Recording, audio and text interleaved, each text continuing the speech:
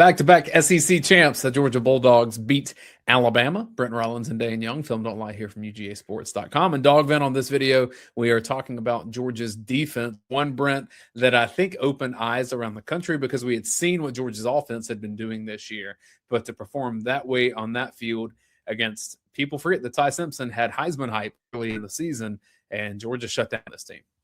Yeah, and I think when you say, all right, the rushing yards component, like, yes, they shut Alabama's running game down. Alabama's longest rush was 5 yards.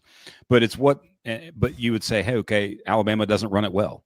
Like, that would be, at least nationally, I think, a talking point. We're like, okay, but when you turn them over and you, in essence, outside of them dropping a few passes, you shut down their passing game too and make them completely inept on offense, then, yeah, that's going to grab some serious attention. Let's start here early in the game. No Jan Miller really hurt Alabama. It very much did, especially in these third downs, especially throwing to their backs, because 4 is not a receiving back. But they definitely said early, we want to run the ball. And when your corners just sit there and come up and be aggressive and play physical here, and I don't even know what the point of this play is if you're not – like, if you just think the corner's going to bail maybe. But still, like, this is a heck of a job from Ellis being physical and really inside out throughout this whole play was great. C.J. Allen's right there if it's not him. The coaching job that Georgia has done with Ellis Robinson, for him to have lost his starting spot to DeMello Jones in the middle of the season and yet be still so invested, that dare say Brent, Ellis Robinson, best month of his Georgia career? Oh, easily. He's been on a tear. Like, I've sort of weekly update now. Since the Bama game, his passer rating allowed in his coverage is like 12.9. And just for reference, if quarterbacks throw the ball on the ground, it's 39.6. So it's like a bad thing to throw it his way. It's almost like him having that competition has made him better. Yep. Raylan Wilson, great job setting the edge there too. All right, later on. This is just fun to watch. I didn't expect much QB keep from Tai, by the way. I know this is just a read, but he's not – I mean, he can run, yeah, but he's not one that you design an offense around like Haynes King. No, and you know what's interesting about Simpson? And you never – the TV doesn't do it justice until you see these kids up close and personal. He's not big. Like, he's got bigger arms. Like, it says he's like 206 or something like that, but most of it's upper body. In the lower half, he is not that big and almost very Bryce Young-esque. Not that small, but he's got a bigger upper body than Bryce Young. But he was standing beside Alabama's backup quarterback in the pregame, and who's Austin Mack, who is the kid that came from Washington, who's 6'6", like 240. Simpson looked like a little toy compared to that guy. Unbelievable how big of a difference. But this here, like, they hurt him with Bernard in the Jet game, in this sort of power read type game in the first matchup. And they were very much ready for it. Great leverage. And then you get Gabe Harris keep working and seeing it, and then just right in the face to the chest. Dare I say Gabe Harris, best month of his Georgia career as well. Yeah, and you know, so we were Harrison and I were having a conversation about that at the game itself, and I had a theory that I'd love to know. What did we talk about with him early in the season, especially maybe even in this game where Simpson and Miller got away from him a little bit, where he looked like he was too thick and he sort of lost a step in a way, didn't look as explosive or twitchy. It's just a theory, is that they're like, hey, you're going to play this role, so we need you up in this sort of weight range, and he gets there at the start of the season, and into the early part of the season. And then as the season progresses, maybe his weight just kind of gradually dips down a little bit, and that twitch comes back a little more so, because he has looked way more explosive over the past month. Just a theory, and who knows, like, I'm sure they check it all the time, but it's one where he's very much been ascending as a player. I also want to point out, Brent, watch Raylan Harris being physical here at the end of this. Wilson. Stays on the left side. Boom. Yes. Get out of my way, lineman. That's a linebacker, my friend. Boom. A little bit of extra something there. He That's was tone feeling setting, himself, right? too. Like Yeah. third play of the game, second play of the game, whatever, you know. Yes. Maybe Or one we have fourth to play of put the over game. on the Twitter sphere.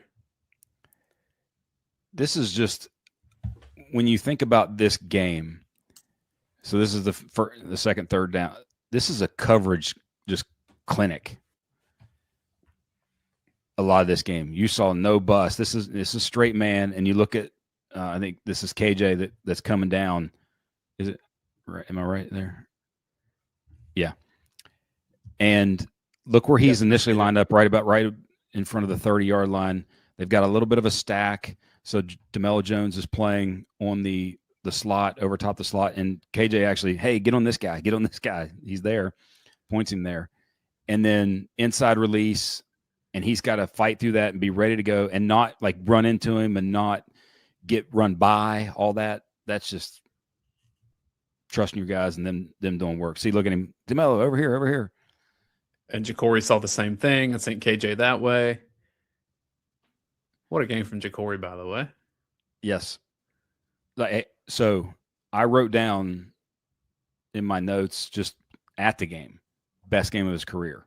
And then I look, hey, his PFF grade, highest game of his career. Yeah. Like it's just, and we're going to highlight him a couple different times. But yeah, this is just good coverage, enough pressure in his face that he's inaccurate. The story of the game, though, to me, was tackling. One-on-one tackling. And like Chris Cole here. These are ones where instead of 3rd and 2, maybe 3rd and 3, if you kind of don't necessarily, you get him, but he gets a couple extra yards because this guy's 4 is 240, 235, 240. And you just bring him down right there. Nothing. Like that's the story of the game, because there's another one later with Jakori that one-on-one situation where if that tackle is broken, it's a huge play. So you pressure his face, checks down. Like I said, this is where Jam Miller was in the receiving game, not as a runner. Josh Cuevas as well. Yes. Some in receiving, but some as blocking for receivers once they got the ball as well. He could do that. If you're looking for the differences in beyond health of Alabama from the first time that Georgia played them to this defensively for Georgia, making these tackles, but then 2, Tai Simpson was so deadly accurate in that first quarter in Athens when they played that game. And he wasn't as consistent throughout the game beyond that. He's good, but I think this is what we've seen with him is he can go on hot streaks and look like the best quarterback in the country. Rarely does he sustain that for a full game.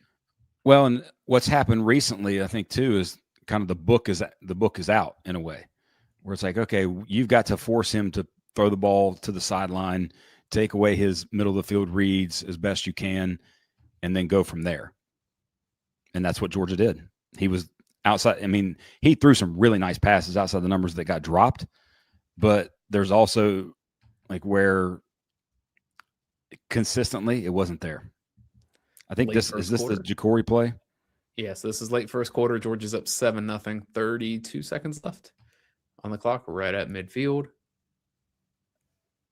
And this is second down, right? Yeah. Second and 10. Look at the space that exists if he misses this tackle. Like if you don't make that right there, that is a lot of green grass. Touchdown or close to it. Or it's a big play. And that's Bernard too. That's not, look who that is in the backfield. That's not the back. That's Jeremy Bernard. And they did a good job of setting that up. But like I was even sitting there thinking at the game, I'm like, this is Dinkins coming in and playing as well as he did, kind of, but also Jakori as the veteran guy playing great in the second game against Alabama made me think of William Poole in the national championship game. Oh, where it's just like the guy has an absolute game of his career later in his career to help beat Alabama. That to me was Jakori in this game. I mean, this is the Cash Jones angle route too. So like we've seen Georgia have success with this same thing. Sets up third down, next play. Like the rush was, they pressured him because they blitzed Simpson. 61% of his dropbacks, they blitzed him. Most, I went back and looked, most in since like Clemson the first game last year. So they tried to light him up. They did it here. And if you want to talk about like what a tip pass interception for Daylen Everett in the SEC championship game, just hits again. But go back to the wide view here, because there's an important piece with this. Because when you think about it, so it's 3rd and 6. When you think about it, why is Daylen Everett, all right, just pause it before the snap. Why would Daylen Everett be making this interception in the middle of the field? Yeah, like when does he play in the middle of the field? Exactly. But watch what Georgia does from a coverage perspective here. So pause it right after this. Pause. So they took the corner. So you show a one look, a quarters, maybe cover 3 type look, and then you rotate post snap to an inverted cover 2 where the corners are playing the deep halves. Because you look at Ellis at the bottom of the screen, goes play deep half. Everett plays deep half. And that way you have KJ Bolden as the sort of rover, bandit, robber, rat, whatever term you want to, the guy in the middle just hanging out and watching the QB who gets the tip. Because look, Simpson's looking in the middle field. That's where he wants to go. And it's a heck of a catch from Everett. But you blitz, you disguise coverage constantly. They played a lot of 3 safety look where they'd rotate, one down to Tampa 2 and look at a Tampa 2 type look. They'd rotate them back into a cover 3 look. It just pre to post, consistent rotation. They did it here. Big time play for the Everett interception. We'll show it's a heck of a catch. Well. Like that's this angle will show the catch a little bit better, I think. Not much, but tip, boom, and because it's behind him, he has to go behind it, like, and then hands catch, perfect. Athlete, big time, and then it gets the face mask penalty. I still think NFL draft will be kind to him. What's that now? I think NFL draft will be kind to him. Early in the season, I was questioning it because you saw him have a few busts. He plays so far off the ball. I think Daylen Everett will be a good NFL player. I tweeted this out, but I mean, outside of the super freak talent wise, like Bauer's an alien, Malachi Starks, first round pick, KJ Bolden, I think is going to be a first round pick. Their debuts were stellar, but from a sort of unheralded, non 5-star, non super freak talent guy, from a fundamentally sound perspective, Rashawn Dinkins, as good as I've ever seen of the decade or so that I've been, breaking this stuff. We've been breaking this stuff down for film, but just angles. Look at the tackle here. Like that's just teach tape in terms of footwork, pace, angle, breakdown, where head across, like just beautiful. Phenomenal game from him.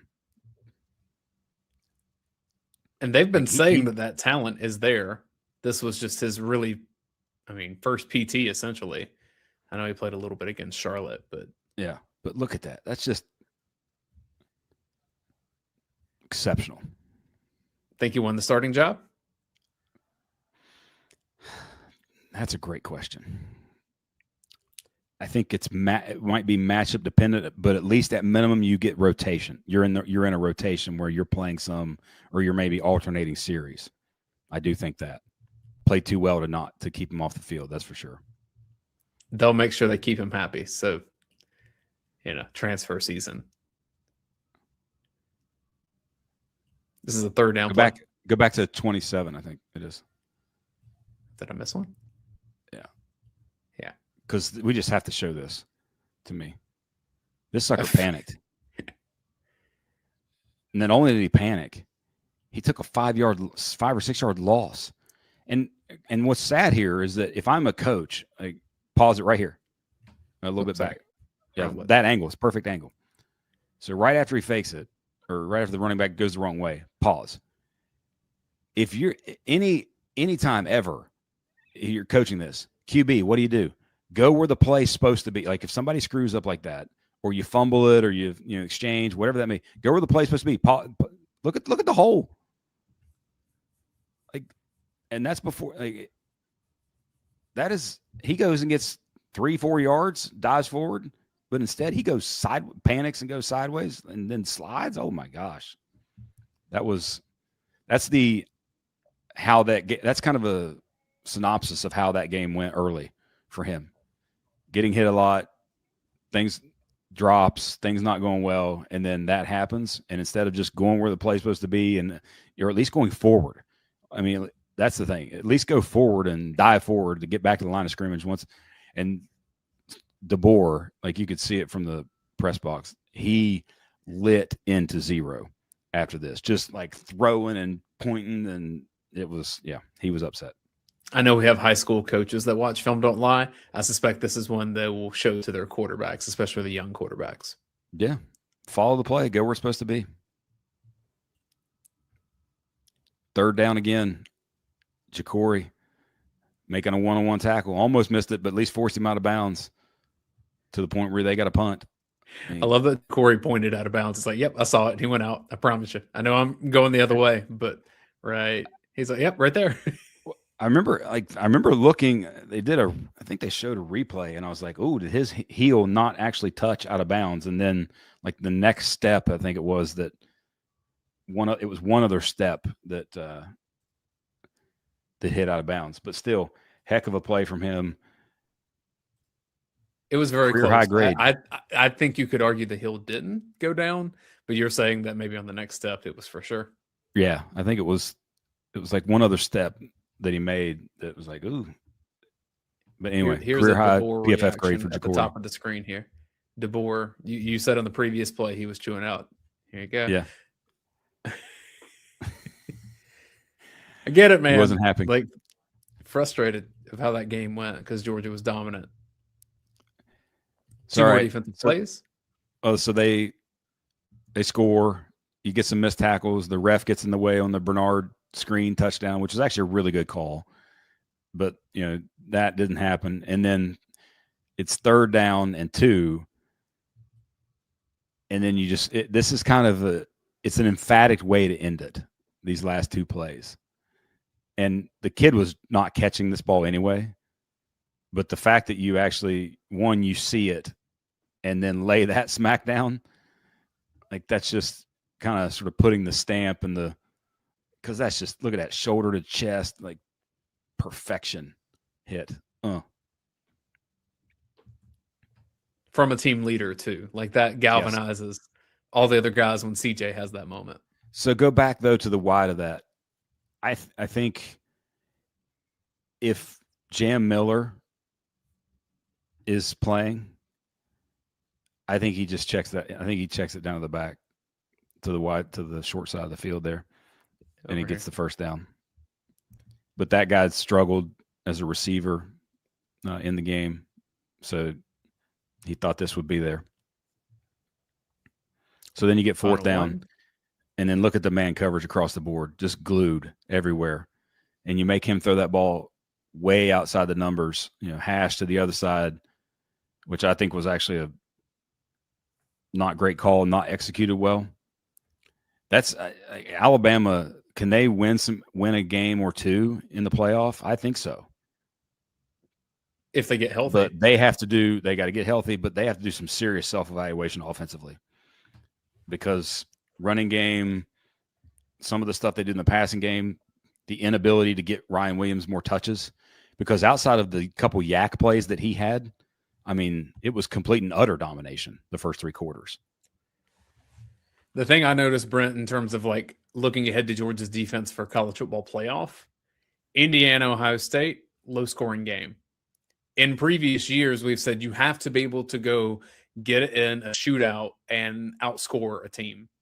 Yep. And there have been Georgia teams that we didn't think were as good as that, and that Georgia was going to rely on defense and be first to 20. It seems like this is a year where there's not an outstanding offense. And if there is, it may be Georgia. When you look around the country of like who has an offense that's really tough to beat. Yeah, Ohio State has all the talent. Julian saying when he's accurate is maybe the toughest thing to defend in the sport right now with those receivers. But you look at this Georgia defense and you say, if they have to get in that scrappy street fight and go win a game 17-10, can they do it? I don't know that we would have said yes even a month ago. I think after that game against Alabama, I think you have to like Georgia's chances to be in those games. Very much so. Absolutely. Especially when you have time to prepare like you're going to have at this point. And I will say the other one that you didn't mention there was Ole Miss. Like Ole Miss's offense up and down the field on Georgia's defense. Now, granted, that was a long time ago, but still, the conflict that they do and the ability of Trinidad to make plays with his legs, that's an element that, like, I think even he has maybe even more so than potentially any quarterback in the playoff. Now, Reed does, but his is more just speed than it is feel and savvy. And I suspect we will be looking back on that film Don't Lie and looking at Ole Miss again if we preview that and see what Georgia's up against. Because I agree with you. That was the most impressive thing I saw against Georgia this season was Trinidad Chambliss and Ole Miss scoring 5 consecutive touchdowns on Georgia and putting Georgia in a very difficult position in that game of having to score every time. I don't know that any other team in the country can do that to Georgia. No, I agree. They're covering too well, and that's Georgia's the secondary has ascended to the point where your pass rush is better because you're covering that much better. You get that extra half count. Your aggression defensively is up and can be up because you're covering so well. Like those things are big time. And get a little bit healthier. That's the thing. All of these teams get a little bit healthier, and maybe some of these younger guys come along. All right, that's our Film Don't Lie, Georgia's defense against Alabama. Thank y'all, Dog Vent. We'll see you next time.